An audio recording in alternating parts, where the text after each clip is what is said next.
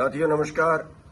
साथियों, ट्रंप साहब ने भारतीय वस्तुओं पर टैक्स बढ़ा दिया है, 50% कर दिया है, बौखला गए हैं। जब भारत सरकार ने जो एग्रीकल्चर सेक्टर था उसमें उनकी बात नहीं मानी तो वो बौखला गए हैं। और मोदी जी कह रहे हैं कि हमें भारी कीमत चुकानी पड़ेगी।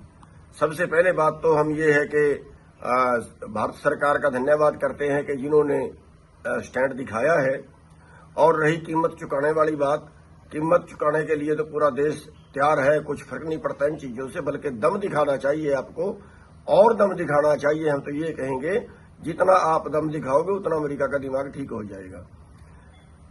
जो अमेरिका की कंपनियां भारत में काम कर रही हैं, कई कंपनियां हैं जो भारत में काम कर रही हैं अमेरिका की, और पूरे बाजार के ऊपर कब्जा कर रही हैं। मैं तो कहता हूं उनको भगाइए भारत से।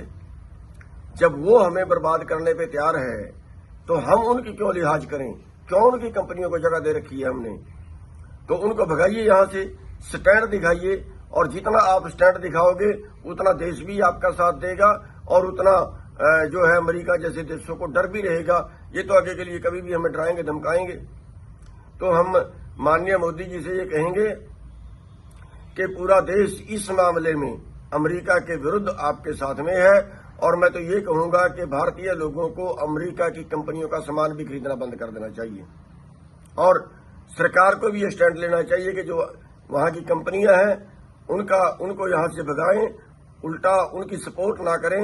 जैसे हमने ग्रोंडा में देखा है, उनके 3 मॉल खुले हैं, मैकडे का है और KFC का है, एक और है, तीनों एक जगह पे है।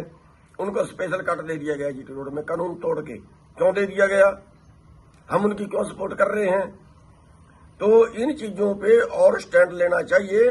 और भारतीय नागरिकों को ये चाहिए कि जो अमेरिका की कंपनियां हैं उनसे सामान खरीदना बंद करें, अपने भारत के दुकानदारों से अपने भारत का सामान ही खरीदें और उनकी अनदेखी करें।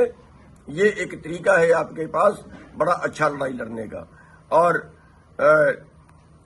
जो ट्रंप है, हम उनका विरोध करते हैं। अमेरिका की जो नीतियां हैं इस टाइम उनका भारतीय किसानियों चढ़ोनी कड़ा विरोध करती है, और आने वाले टाइम में जहां तक भी हमारा बस चलेगा उनके खिलाफ प्रदर्शन भी करेंगे।